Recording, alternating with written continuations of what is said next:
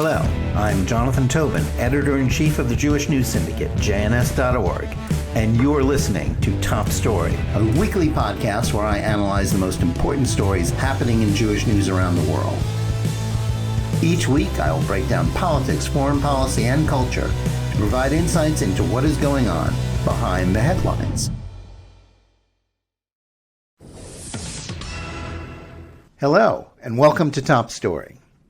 With the Biden administration's efforts at diplomacy with Iran and in the Middle East heating up this summer, we're very fortunate and honored to have with us today a veteran diplomat with vast experience in the Middle East, as well as a serious thinker about democracy promotion and the future of Jewish life. Elliott Abrams is a senior fellow for Middle Eastern Studies at the Council on Foreign Relations, chairman of the Tikvah Fund, and a member of the board of the Jewish People Policy Institute and the Israel Democracy Institute. He has had a long career in foreign policy, serving first in the Reagan administration, then the George W. Bush White House, where he handled Middle Eastern affairs at the National Security Council, and most recently in the Trump administration as a special representative for Iran and for Venezuela. My first question I'd like you to address is to tell us how we got to the point where we are now with respect to Iran. The Biden administration, echoed by many in the mainstream media, take it as a given that President Trump's decision to leave the Iran nuclear deal was a blunder that made the world less safe and an Iranian nuke more likely, and that his maximum pressure campaign was a failure. But is that all true? And what are going to be the results of walking back these policies and re-entering the nuclear deal as now seems likely? How many hours do we have? Not many hours, but on one foot. Okay. I am one of the people, and there were many in both parties, who thought that the JCPOA, the 2015 nuclear deal with Iran, was a big mistake. That's, in a sense, the beginning of how he got into this mess. And the reason it was a big mistake is that it did not end the Iranian nuclear program. Rather, it simply gave a number of years that it would take for Iran to get to where it's trying to go. With sunsets beginning in 2020, last year, the sunset on trade in conventional arms. The Trump administration did not agree with the JCPOA, thought it was badly done in itself, and also that Iran was cheating. The maximum pressure campaign, I guess I say unfortunately, didn't take 4 years. It started about halfway into the Trump term. So it was only in effect about 2 years. I really disagree with the notion that we hear from a lot of people in the Biden administration, well, we already know that it failed. We don't know that. First of all, because it didn't last all that long. But second, because what we were trying to do was pressure Iran sufficiently so that they would realize they need to negotiate something better, something different, something, if I can use the Biden term, longer and stronger. Now, you got two different theories out here. Trump theory was, let's put on lots of economic pressure, sanctions. And at a certain point, maybe after 2 years, maybe after 4 years, maybe after 5 years, the regime will realize it's got to come to the table and negotiate something serious. The Biden team has a different view, and that is, no, we have the JCPOA, we need to go back to it. First, let's go back to it. Then we will negotiate longer and stronger. We'll do something with longer sunsets. We'll cover missiles. We'll cover support for terrorism. So they acknowledge that the JCPOA isn't enough. What's wrong with their approach is pretty simple. To get back to the JCPOA, we need to give up most of our sanctions. So we are eliminating the incentive for Iran to agree to a deal that's longer and stronger and for the United States and our allies safer. Yeah, I mean, that's the big obstacle. Once you give away your leverage, how can you get another agreement? I don't think we're going to. I mean, I don't, you hear different theories from people in the administration. I think some of them probably privately recognize we're not going to get an additional deal, but the JCPOA is the best we're ever going to get, so let's at least take that. Others will tell you, oh, even if we go back to the JCPOA, there's a lot more that Iran wants, because we'd be far short of normalization of trade and diplomatic relations. We will be far short, but the error there, I think, is to believe that the supreme leader, the Ayatollah, wants normalization. Mm-hmm. I don't think he does. You know, this regime is built on now 40 years of death to America. Do you think he wants a U.S. embassy, which he will call a nest of spies? Do you think he wants a consumer economy? What does he care about that? So I think what will probably happen, I'd say, 70% chance, 2-to-1 probability, we will get back to the JCPOA. It's not certain, but I think it's likely. And then it'll stop. And then we're going to be faced with a terrible problem, because the Iran's support for terrorism won't change. Its buildup of a missile program won't change. And it will steadily be moving toward a nuclear weapon. Yeah, wasn't that the same mistake that President Obama made when he entered into the agreement in the first place? I mean, he famously said that the JCPOA would give Iran a chance to get right with the world. Iran doesn't want to get right with the world, does it? Yeah, it's a real misunderstanding of the nature of this regime. I mean, we shouldn't say Iran, right? We should say the Islamic Republic. We should say the Ayatollahs. Mm-hmm. We know what the people of Iran want. They want what they wanted in 1979, democracy.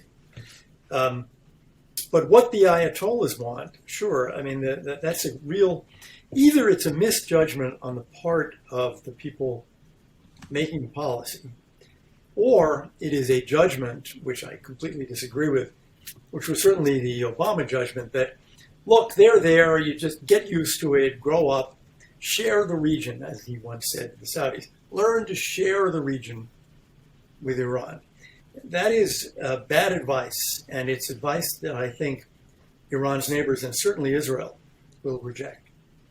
Yeah, isn't it? I mean, there's been a certain school of thought about the Iran deal that it's part of an actual realignment envisioned by people within the Obama administration and the alumni reunion that's currently running things in the Biden administration, that they want more than just Iran getting right with the world or just to remove the nuclear threat, if they indeed believe that a deal that will expire in just by the end of the decade can do that. Do they want something more in terms of downgrading alliances with Israel and the Saudis and somehow getting closer to Iran? Is that real? Number one, is that realistic? And number two, do you actually think people in power believe that to be possible? They might. I mean, I've read articles by so-called foreign policy experts saying that, what are you worried about? I mean, Iran, it's almost a third world country, bad economy, old-fashioned, not modernized military. They're not going to be able to invade and conquer all their neighbors. They're not crazy. I mean, there is this theory out there. So we adjust. I mean, we don't like what the Russians are doing, or the Chinese, or the North Koreans. We adjust. I think that's a big mistake, because I think it underrates, first, the ability of Iran to dominate its region. It is already on the way to dominating Lebanon, Syria, and Iraq. And Iraq, of course, is a major oil producer. It has the ability, because it's much bigger than the other Gulf countries, to dominate some of the others as well, and a large portion, therefore, of world oil supplies.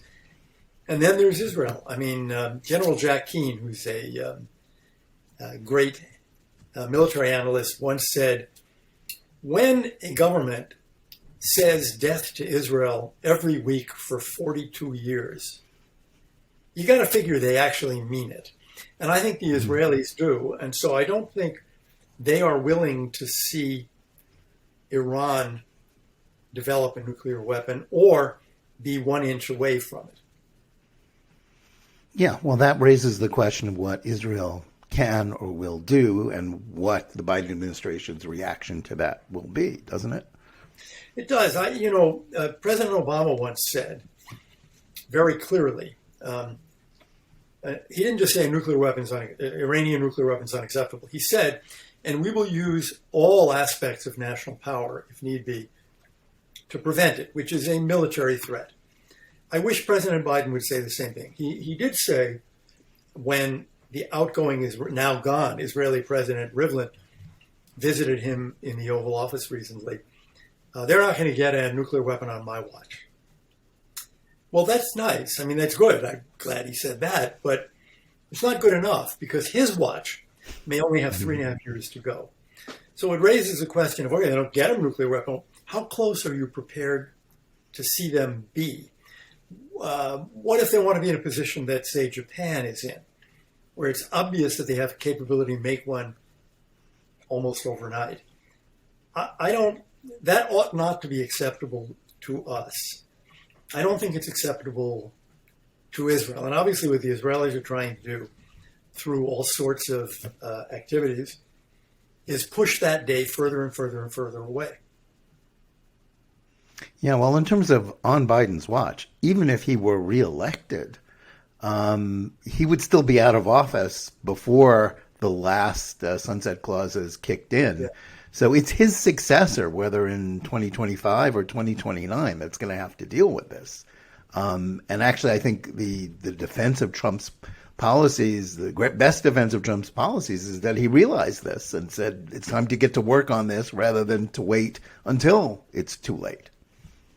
I think that's right. And again, I do not accept the notion that a maximum pressure of basically 2.5 years only that did not cause the Iranians to come to the table failed. I mean, for one thing, we had an election, If you were the Iranians or you were advising the Iranians, it seems to me obvious you'd say, well, okay, can you make it until November 2020?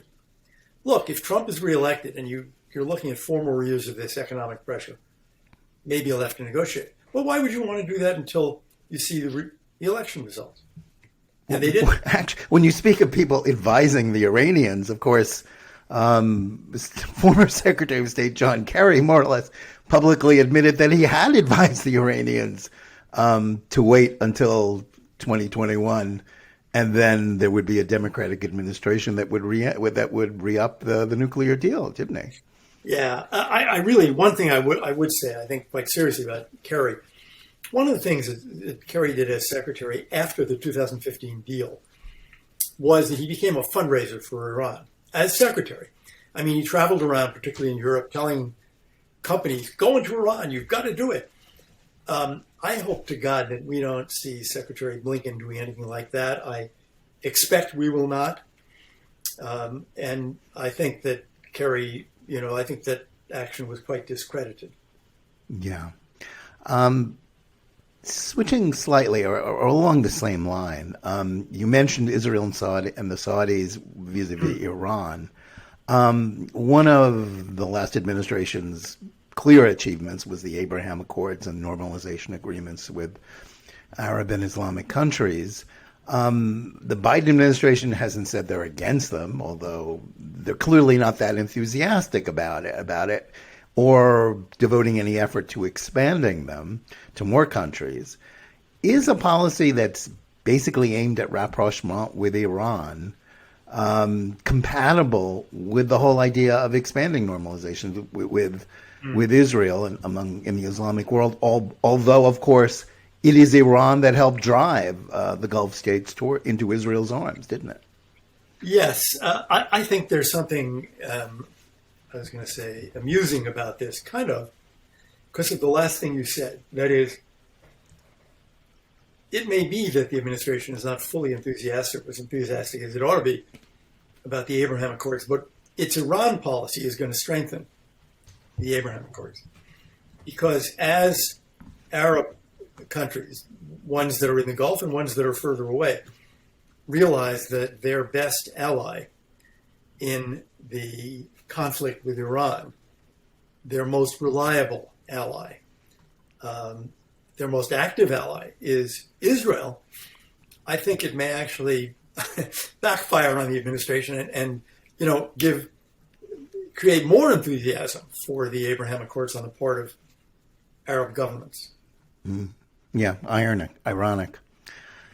Switching a bit now to the Palestinians.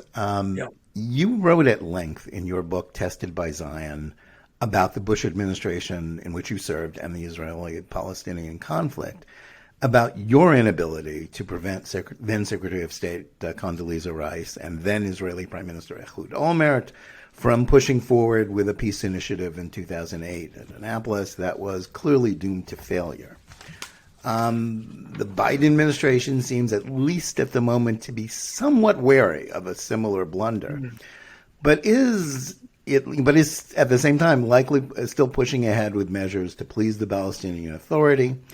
Are they?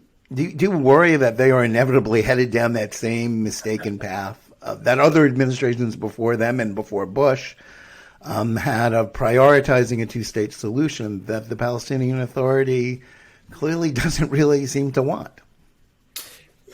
Yes and no. I think the mistake that they will avoid is putting into it a tremendous amount of the president's time or the Secretary of State's time.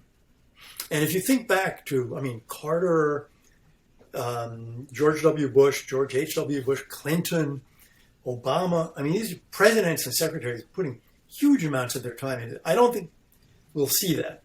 I think on the policy side, though, in a certain sense, they have a mindless policy. That is, they're just mouthing the same formulae that have been around for, 40 years now, about the two-state solution. I think first, this Gaza war of 2021, among the many impacts it will have, will certainly show, I think, to Israelis, left and right, that the notion that the IDF should pull out of the West Bank, as it pulled out of South Lebanon and out of Gaza, is nuts at the moment. So I think there's no basis for moving forward with any two-state solution. Second problem, the Gaza-West Bank split, the Hamas-Fatah split, is as deep as ever. Third problem, the condition of Fatah itself. If you go back to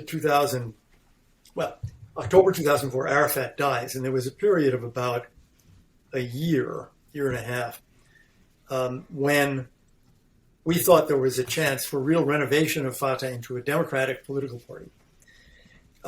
That's a long time ago now. And as everybody says, President Mahmoud Abbas, Palestinian president, he's actually in the 17th year now of his 4-year term. And we're seeing something really bad in the West Bank now.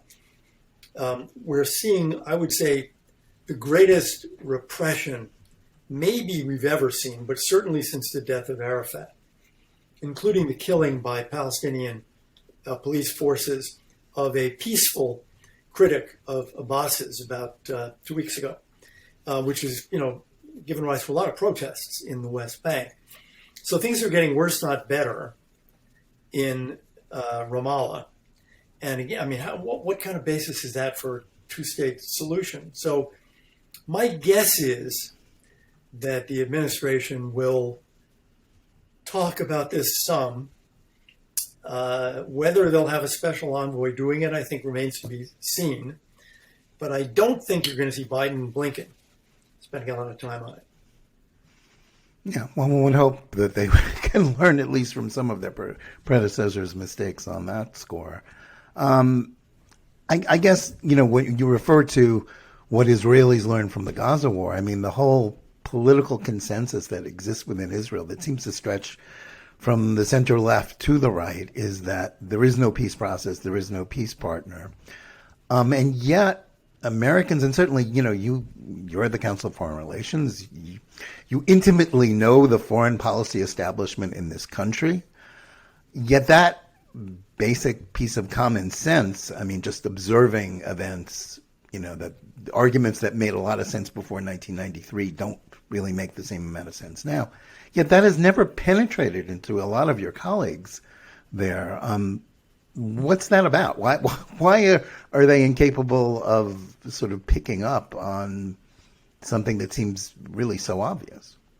I think the people actually working on the Middle East at CFR would agree that the two-state solution today is going absolutely nowhere, though some still hold out okay, but maybe in 2 years, maybe in 4 years, 5 years. I think it's partly that people are unwilling to come to grips with what can we call it, the dysfunctionality, let's say, of Palestinian politics. They don't want to talk about it. And partly, I think it's that they don't think there are any other decent ideas. Well, if you can't do a two-state solution now, then what? And that's a perfectly good question to ask, but it doesn't undermine the conclusion that for the foreseeable future, neither on the Palestinian side nor the Israeli side, is there any possibility of, I think, realistic possibility of moving toward a two-state solution. People say, well, but the current situation is untenable. I don't know. 1967 was a long time ago. And it's held up a pretty long time. So why would you think, it can't hold up another 5 years? It can't hold up another 10. Why not? Yeah, it's held up another 53 years. Yeah. My entire adult lifetime has been spent listening to people saying it can't last, and yet here we are. And yep. And so, yes, I guess that's sort of one of those conundrums. People won't accept it. Before we go ahead. I'm sorry. There was one other reason that there were many people who said and believed we really want Israel to be able to have decent relations with its Arab neighbors in the region, and we want good relations with the Arab states. And that can't happen until the Palestinian problem is solved with the two-state solution. That was, for example, Secretary of State Kerry's view, emphatic view. I heard him say at the Saban Forum, and I think it was 2015, emphatically pounding on the table, and of course, we now know that's simply wrong. That's simply false. Yeah, I think it was sort of no. There'll be no normalization. Yep. Well, we all sometimes say things that don't hold up, but it's not. We don't always say it on video and that emphatically. And pounding the table, right? Yes, right. Speaking of pounding the table, I want to just get for our listeners and viewers sort of a bird's eye view of you've been a part of a few different administrations, and for the last really 2 years of the Trump administration, you were part of what was going on. The conventional wisdom about the Trump administration, at least, from the point of view of the things you read in the mainstream media, was that everything was chaos. It was sort of Caligula's palace. You never knew when someone was about to, when a horse was about to be appointed to the Senate or something, or somebody was about to be executed. Those, in fact, I saw the comparison to Caligula recently made by a prominent former conservative. But yet, a lot of, sort of reasonable, rational policies were pursued, despite what everybody was talking about, despite the discussions of the day on the various media. How was it an insane place to work, or was it just, how do you compare it to the other administrations where you served? Well, I served in the George W. Bush White House. In the Reagan administration and the Trump administration, I served at State. There was certainly no chaos, in my view, at the State Department. I was there under Secretary Pompeo, who had been a perfectly accomplished and well-organized CIA director, and brought the same management skills and some of the same team, actually, with him to State. So I never found that at all within the State Department. That is, you need to get a decision from the secretary, fine. I would talk to him, or I'd email him, or I'd say to the chief of staff, this needs to be decided by 5 p.m. today. Fine. I think that was true of a lot of departments. Now, the White House is a different story. And there, you can judge, George W. Bush served 8 years and had 2 chiefs of staff. 2. One the first term and one the second term. And I think there was a lot of chaos in the White House. I used to say to people that one of the great things about being on the White House staff, one of the critical things is to know where the president is. Because you're telling people, assistant secretaries, deputy secretaries in these departments, you need to do this. The president wants you to do that. You have to have credibility. They have to know that when you say the president wants this or that, it's true. And if they fight it, at the end of that fight is a president who's saying, no, I want what he said. That was much, much harder in the Trump administration because in a lot of cases you didn't know where the president would come out on various issues because you weren't quite sure who he was listening to from inside the administration or outside the administration. So I do think the White House was quite different. But if you think of some of the people who were, Secretary of Defense, Deputy Secretary, Secretary of State, Deputy Secretary like Steve Biegun under Pompeo, many of the other cabinet secretaries, Steve Mnuchin was there for all 4 years at Treasury. Those were, I think, pretty well run departments. Okay. Well, that's a fair answer. Well, yeah, I remember the NSC under Reagan, under Colin Powell, among others. I remember the NSC under Condi Rice and Steve Hadley under George W. Bush. This was different. Uh-huh. Okay. Speaking of George W. Bush, under President Bush, you had a very specific brief at times at the National Security Council for democracy promotion. And that was in an administration, and clearly a president, speaking of what the president wanted, that was something that president took very seriously. Yes. But with what appear to be dismal failures at that effort in places in the Middle East, Iraq, Afghanistan, Egypt, and with the perspective of some time, has the boat sailed on the whole idea of democracy promotion, given that there seems to be a bipartisan consensus, something which is a very rare thing indeed these days, that against foreign interventions or prioritizing democracy promotion or even continuing efforts to preserve friendly regimes like the one in Afghanistan? I mean, is that over now? I don't think so. I don't think it'll ever be over because we're America. We believe in democracy. We believe in human rights. And it is, in my view, one of the great assets or weapons that we have against, for example, China, where the Chinese Communist Party's only desire and principle and objective is its own power. First, I'd say, look, I actually about to very soon, a few days, speak about this at the Reagan Institute annual foreign policy conference, because Reagan was up against this as well. That is, how do you promote human rights or democracy in the context of great power conflict? In that case, it was the USSR. Now it's Russia too, but more as the years go by, China. First, we never invaded anybody to promote democracy. That's just not true. We didn't invade Afghanistan to promote democracy there. It was because of the Taliban hosting al-Qaeda. Same thing in the case of Iraq. We didn't. If it had just been to promote democracy, we wouldn't have done it. You could argue maybe Grenada is the case, but that's a pretty small military action. But should we be, let me back up and say, look, we're not imposing anything on anybody. I think it's pretty clear in the case of Iran, just one example. People made a revolution in '79 because they wanted to get rid of the Shah and they wanted democracy, and they still do. There's never been a referendum on whether to have an Islamic republic because it would lose in a split second.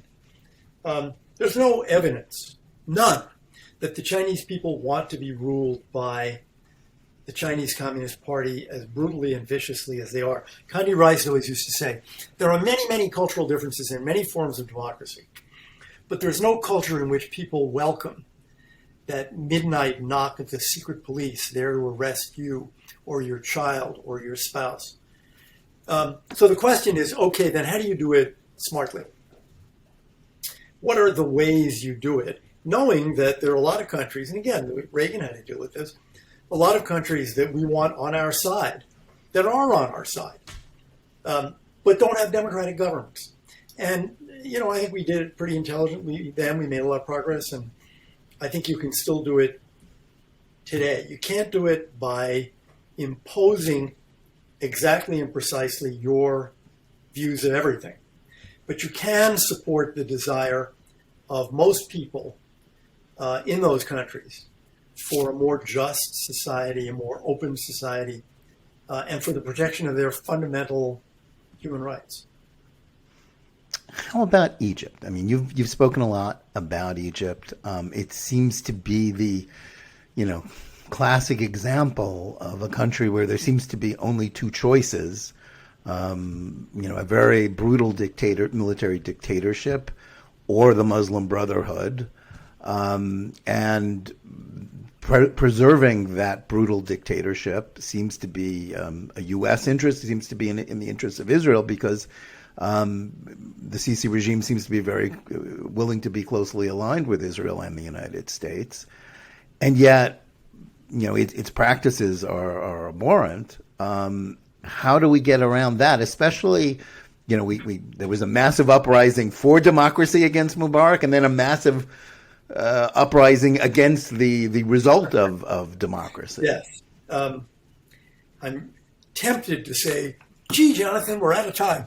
It's a very hard question.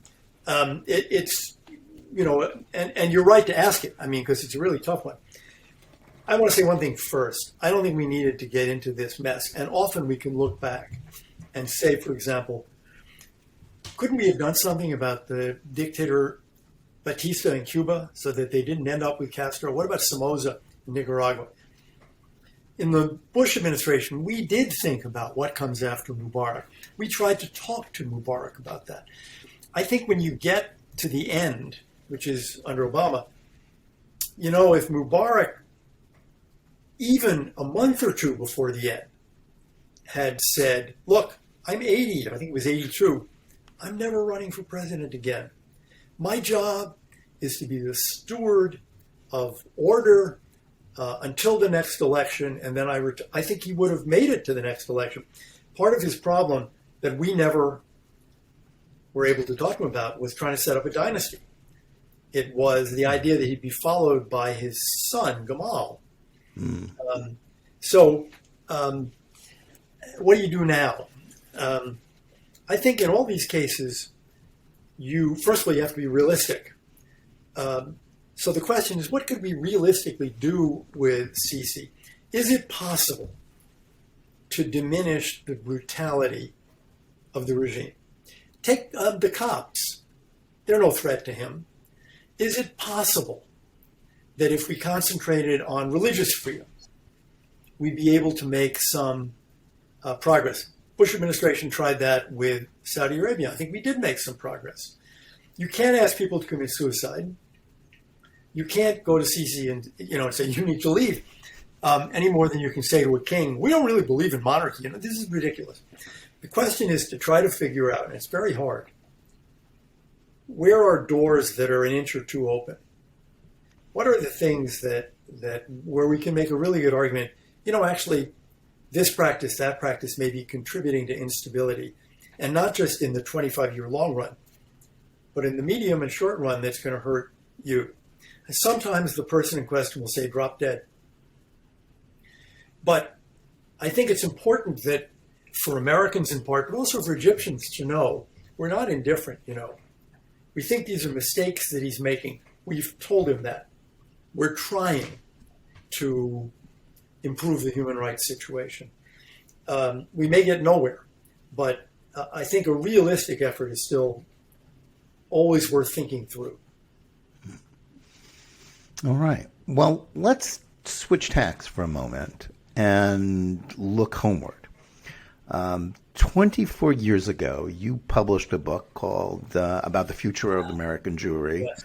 called Faith or Fear: How Jews Can Survive in Christian America. And 24 years later, it would appear that the Jewish community that you outlined then has, and the problems facing it have only grown more dire. A quarter century ago, you sounded I think what was a sort of a cautious but optimistic note about the future and what the role that faith had to play in Jewish life. But yet, every demographic study that comes out says that the fastest growing and maybe soon the largest demographic slice of American Jewry are people that the demographers call Jews of no religion. From the perspective of almost a quarter century, how do you view what you wrote then and what you see before us now? Needless to say, obviously everything I said was completely correct. Look, I think what I said there, I won't argue that point. The question is, where are we now, though? Yeah. What I argued there was there were a number of things that kept people in America Jewish over a century, let's say. Go back from the end of the 20th century to the beginning of the 20th century, when you had the great immigration before World War I. What kept people in the community? Well, anti-Semitism kept people Jewish. The Holocaust and memories of the Holocaust kept people Jewish. Israel threatened 1967, 1973, kept people Jewish. In marriage kept people Jewish. Ethnicity, the fact that you were an immigrant or your parents were or your grandparents were. And Judaism kept people Jewish. And what I argued in 1995, and I think is actually right according to the statistics today, is that all of those are disappearing except Judaism. Ethnicity, well, we don't have much immigration now. The Holocaust further and further behind us. Israel now not in that kind of danger, and now for many American Jews, a divisive rather than cementing factor. You can go down the whole list. The intermarriage rates in the community at large are in the 70s. What's the part of the community that isn't diminishing in size? It's growing in size. Those who are committed to Judaism.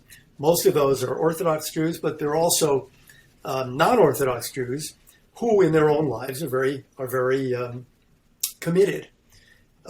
Whether they're denominational, conservative, reform, whatever they are, they're committed. The intermarriage rate among, maybe one way of asking it, do you go to synagogue every week? The intermarriage rate among people who do is very, very low. It's also true, by the way, among the Orthodox, their birth rate's high. It's more than 3. I think it's 3.3, if I remember right, per woman, whereas for 2.1 is replacement, and for non-religious Jews, it's down around 1.4. So that you're going to see a community that is smaller as people kind of assimilate away, and more Orthodox, because that piece of the community is going to be a larger percentage of the whole community. What can be done about this? Well, one thing is being tried, and that's birthright. That is, maybe Israel can play a larger role if more and more people go there. I'm not sure. I don't think we really know yet the long-term effect of birthright. That is, does it fade after 1 or 2 or 5 years? If I had to give a one-word answer to what will work, it would be Judaism. But I'll give you another one-word answer, and that's Jewish education. It is striking to me that in most of the other Jewish communities in the diaspora, Australia, Canada, England, France, a much, much, much higher percentage of Jewish kids go to some kind of Jewish school, whether it's K to 6, K to 8, K to 12, very low among non-Orthodox American Jews. And in fact, the Jewish community has fought state support for religious education. School choice, yeah. Yeah, but and the so-called Blaine amendments of the 19th century. I used to work for Pat Moynihan, Senator Daniel Patrick Moynihan. And he taught me that those Blaine amendments, those were the state-by-state constitutional amendments that said not a dime for religious schools. He said, you know what that is? That was anti-Catholic bigotry.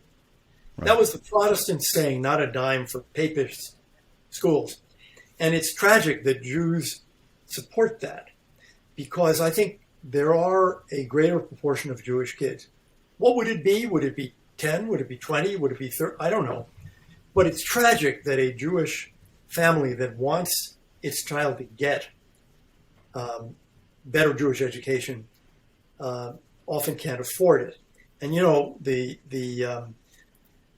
great American experiment with what we used to call Hebrew school, that is supplementary school, you know, Sunday morning, one afternoon a week, which I went through as a kid, has failed. I mean, it's not keeping people in the Jewish community, and it's not educating them. I'm chairman of the Tikvah Fund, and one of the things we do is try to enrich the educational opportunities in day schools and for students who are outside day schools who are kind of self-starters and want to learn more about Judaism, Jewish history, Zionism. I think it's critically important. No, I agree with you there. I've sort of 2 points that you reminded me of. One, you're certainly right about the high cost of Jewish living and how prohibitively expensive a comprehensive day school education is for anybody but the rich or the poor who can get in for free. But the one thing that I learned over the course of a career in Jewish journalism, covering and advocating along these issues, is that for the majority of non-Orthodox Jews, the problem wasn't the cost. I mean, the point was you couldn't pay them to send their kids to a Jewish school, which is, it's gobsmacking in one sense, but it also makes sense with everything else we know about the Jewish community. And the other point in terms of where we are as a community today, and that you talked briefly about birthright.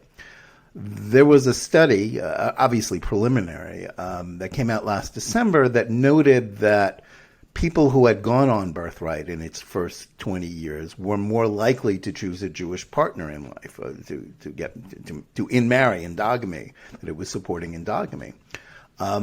Had that been known when birthright began, everybody in the organized Jewish world would have said 3 cheers, this is exactly what we want. But the reaction to that study was horror in the interfaith outreach community, which is now a very powerful element in the Jewish community, and dead silence is sort of in the Jewish establishment, which may favor it but doesn't want to admit that it favors it. I think you're right. I mean, I would just say one thing about the educational point you made. If you assume that among non-Orthodox Jews, 90% don't want their kids to go to a Jewish school, not even for elementary school, 10% do. And we ought to be trying to, if you will, rescue that 10%. Mm-hmm. I think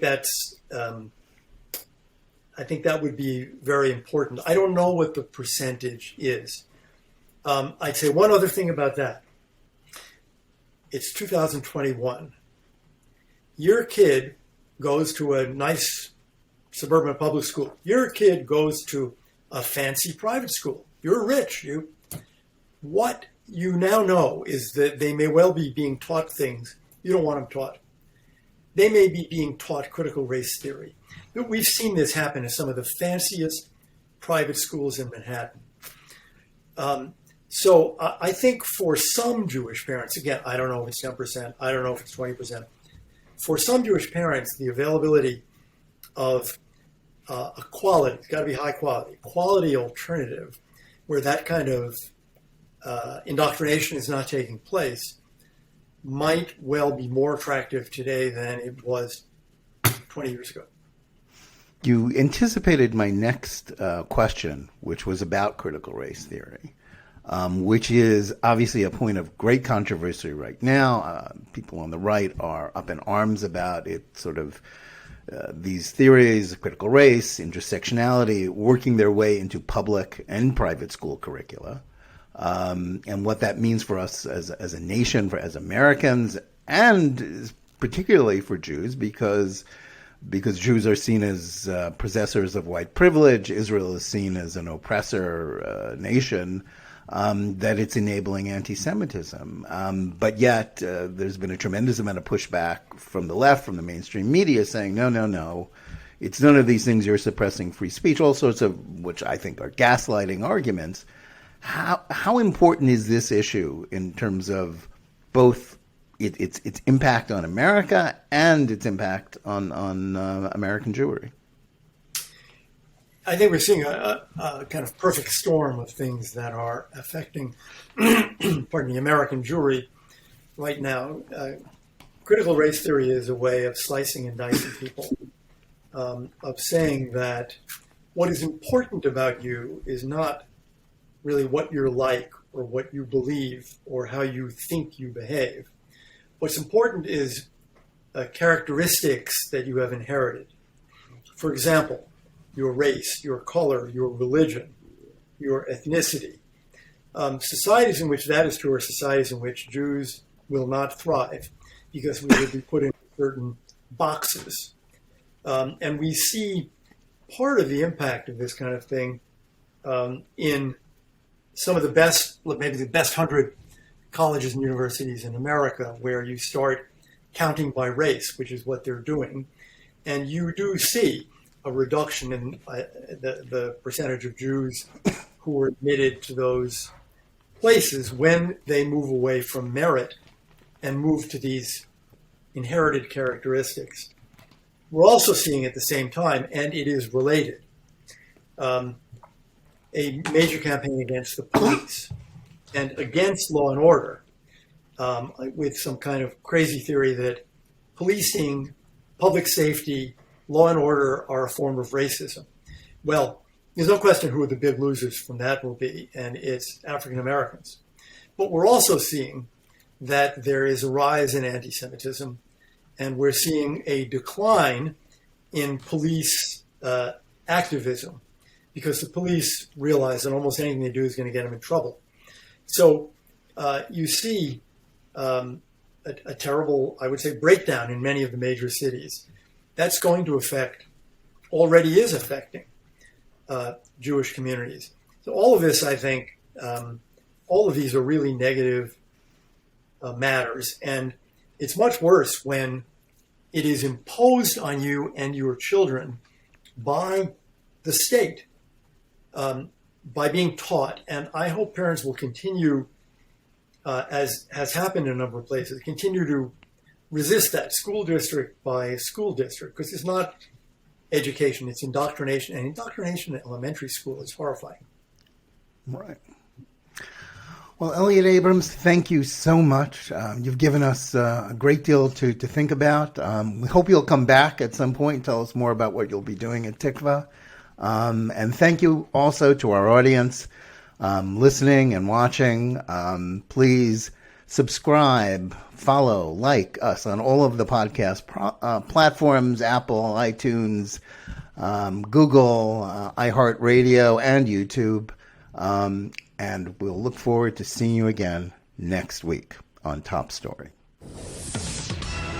I hope you enjoyed this week's episode, brought to you by the Jewish News Syndicate, JNS.org. Visit us at JNS.org, and please follow at Amazon and Spotify, wherever you listen to podcasts.